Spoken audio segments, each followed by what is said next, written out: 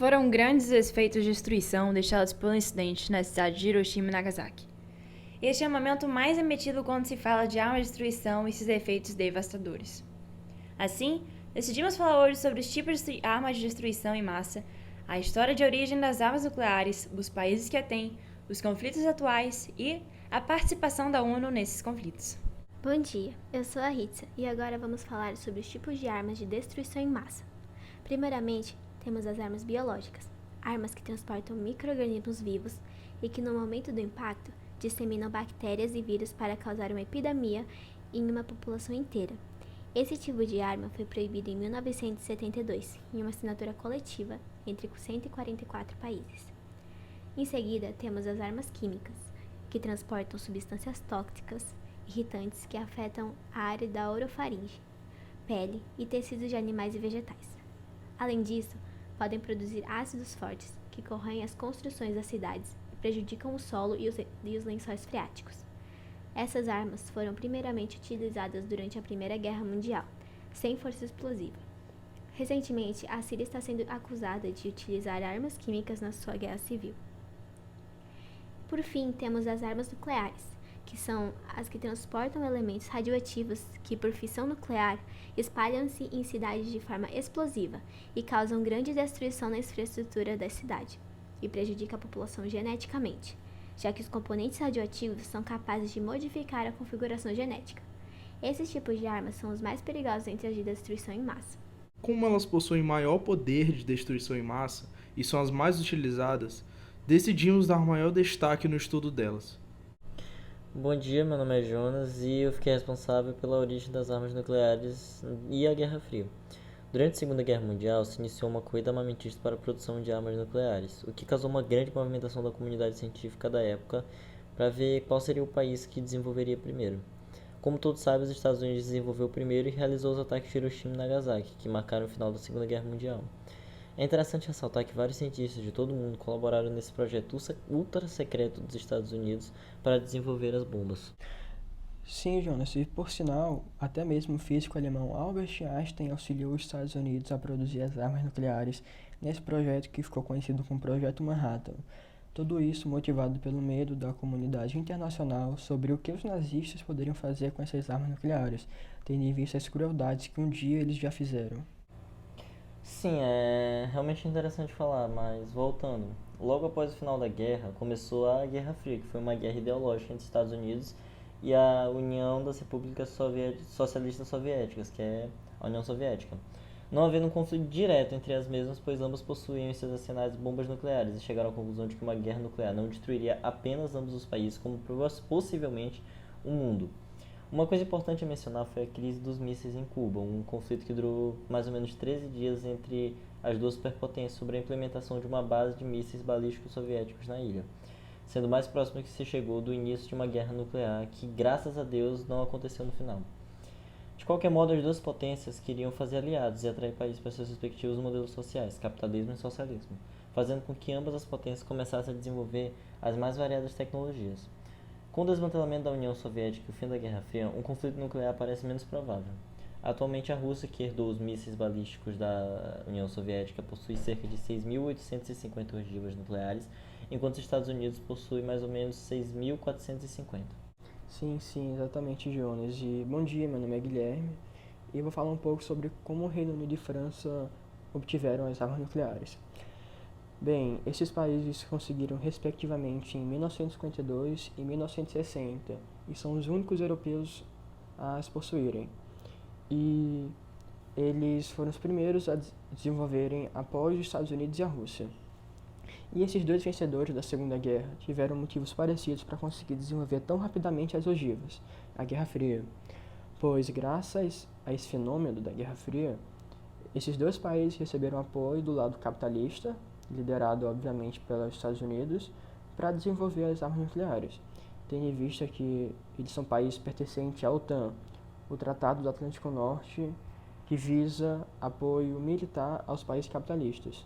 Hoje, o Reino Unido possui 215 ogivas nucleares e a França 300. É interessante notar que ambos os países possuem um histórico muito parecido de como obtiveram as bombas atômicas. Não só o histórico, mas até mesmo a quantidade de ogivas que possuem e também os interesses por trás. Por exemplo, Reino Unido e França bombardearam centros de produção e armazenamento de armas químicas na Síria em 2018, junto aos Estados Unidos. O governo ditatorial está sendo acusado de usar armas químicas contra seu próprio povo desde 2011, durante a Primavera dos Povos, na qual o povo se rebelou e se iniciou uma guerra civil, sendo esse protesto iniciado devido à desigualdade e à crueldade do governo de Bashar al-Assad. O programa de armas nucleares chinês iniciou-se durante a primeira crise do Estreito de Taiwan, entre 1954 e 1955, no governo de Mao Tse-tung, o qual acreditava no aumento da credibilidade diplomática do país devido ao aumento da produção de bombas. Desse modo, a China recebeu a ajuda da União Soviética, que enviou conselheiros para ajudar nas instalações dedicadas à produção de material físsil e concordou em fornecer um protótipo de bombas, mísseis e tecnologia relacionada. E, atualmente, como se encontra o governo chinês em relação ao boom econômico e à possível modernização do exército chinês? Mais recentemente, em 2013, foi impulsionada a restauração das Forças Armadas por meio de investimentos em massa para a modernização do exército, o que levou os americanos a deixarem de lado comparações com russos e se voltarem para os chineses. Tudo isso com o objetivo de, numa eventualidade de um conflito armado, o poder militar dos Estados Unidos seja empurrado o mais longe possível das fronteiras chinesas, de preferência para o meio do Oceano Pacífico. Vale destacar que esses são 5 países que possuem oficialmente armas nucleares pelo Tratado de Não Proliferação de Armas Nucleares, o TNP, que veremos mais posteriormente. Agora vamos falar um pouco de países que não possuem um arsenal tão grande quanto os das 5 potências do Conselho de Segurança da ONU, mas que têm esse papel fundamental no cenário geopolítico do mundo. Sim, agora vamos começar por Israel. O país é considerado como o 6º país do mundo a ter desenvolvido armas nucleares. O governo de Israel mantém uma política de ambiguidade nuclear, na qual ele não confirma nem nega assumir armas nucleares.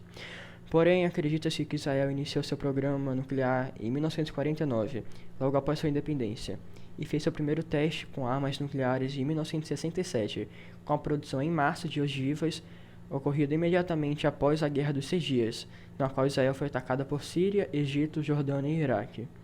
Assim, ela pôde confirmar sua hegemonia no Oriente Médio como potência militar, possuindo hoje cerca de 80 ogivas nucleares.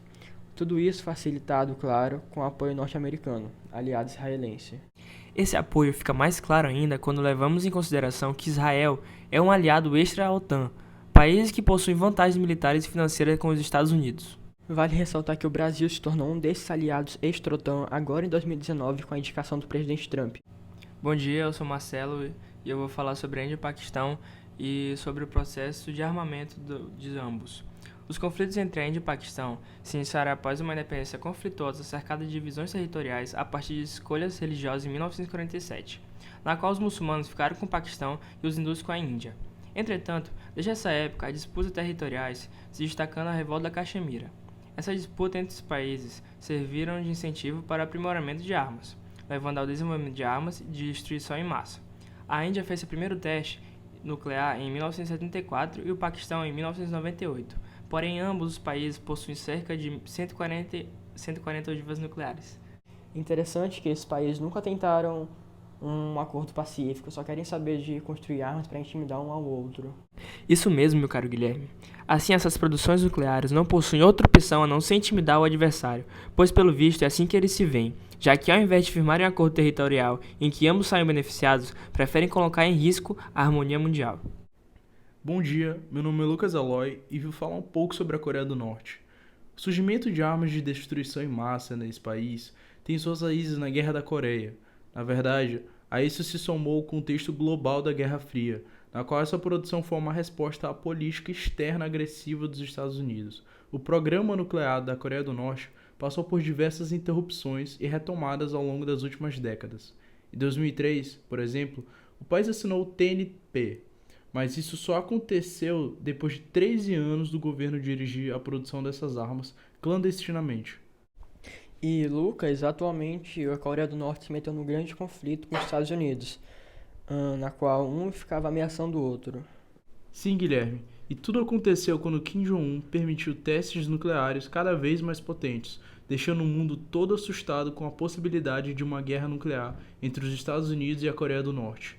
Tudo isso se iniciou após o país asiático fazer testes nucleares no Oceano Pacífico, com televisão estatal norte-coreana divulgando os testes como um presente aos Estados Unidos.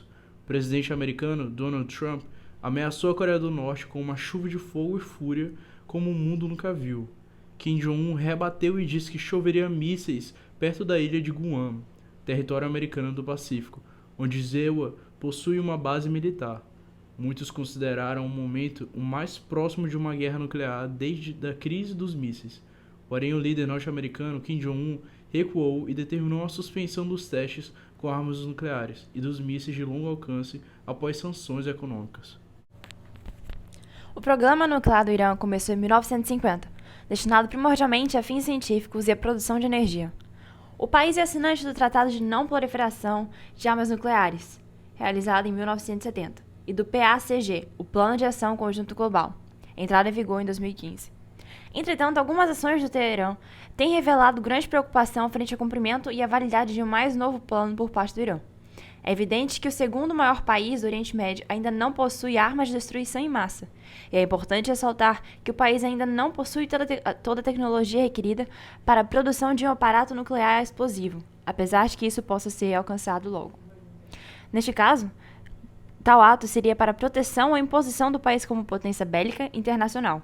Por fim, diante da saída dos Estados Unidos do tratado do PACG, alegando que o Irã não está mais cumprindo e impondo sanções ao país, as crescentes tensões entre esses dois países vêm aumentando muito e o Irã ameaça retirar-se parcialmente do PACG, caso os demais signatórios, como a Alemanha, França, Reino Unido, Rússia, China e União Europeia, não forneçam incentivos concretos para que o país asiático respeite as regras estabelecidas pelo plano. Para finalizar, iremos falar um pouco sobre os principais tratados da ONU para diminuir as ameaças nucleares. O primeiro é o Tratado de Não Proliferação de Armas Nucleares, que foi assinado em 1968 e possui atualmente 189 países. De acordo com as normas do TNP, apenas as nações que explodiram bomba atômica antes de 1967 têm direito de possuir esse tipo de armamento. Esses países são Estados Unidos da América, Rússia, que sucede à União Soviética, Reino Unido, França e China. Ironicamente, são 5 países com poder de voto no Conselho de Segurança da Organização das Nações Unidas. Já Israel, Paquistão, Índia e Coreia do Norte não assinaram ou se retiraram do tratado para terem o seu arsenal. Já o PACG é um tratado mais recente firmado em 2015. Em relação às armas químicas, o OPA, que é Organização para a Proibição de Armas Químicas, é uma organização independente que trabalha junto às Nações Unidas. Ela ganhou o Prêmio Nobel da Paz em 2013 pelas intervenções na Síria. Porém, o país oriental continua produzindo e as utilizando. As possíveis consequências de uma guerra nuclear seriam globais e afetariam todos os Estados-membros. Por fim, o TNP e o PACG serão preservados enquanto pilares essenciais da arquitetura internacional de não proliferação, mesmo frente à grande ameaça nuclear. Agora iremos propor uma reflexão sobre os interesses por trás de possuir armas nucleares. A história nos mostra que a busca pela posse de armas nucleares é muito mais uma resposta dissuasória a ameaças do que uma verdadeira preparação para uma agressão. Se o Irã vier a cruzar essa linha nos próximos anos, irá descobrir rapidamente aquilo que todos os líderes das potências que possuem armas nucleares já sabem. As armas por si têm pouca valia. O exemplo mais claro está na Coreia do Norte, que tem armas nucleares há 13 anos. Ainda assim, além de não conseguir intimidar a Coreia do Sul, o país nem sequer forçou os outros países a fornecer, por exemplo, alimentos suficientes para afastar a desnutrição endêmica que regraça seu país. Os países que têm armas nucleares não podem usá-las para forçar as demandas a outras nações. Se pudessem, os estados nucleares e não nucleares nunca entrariam em conflito armado, como a Guerra das Malvinas. A posse dessas armas não foi suficiente para obrigar a rendição de Saddam Hussein em 2003, ou dos vietnamitas em 1975. Paradoxalmente, existem casos em que estados que não possuem armas nucleares se lançam em conflitos contra estados que possuem. As armas nucleares israelenses não impediram os ataques sírios e egípcios em 73, na Guerra do Yom Kippur. Logo, concluímos que as armas nucleares não garantem que os vizinhos de um país se curvem a seus interesses. Eles também não podem resolver litígios fronteiriços. As armas nucleares não podem impedir ataques terroristas, assim como não podem derrubar governos estrangeiros.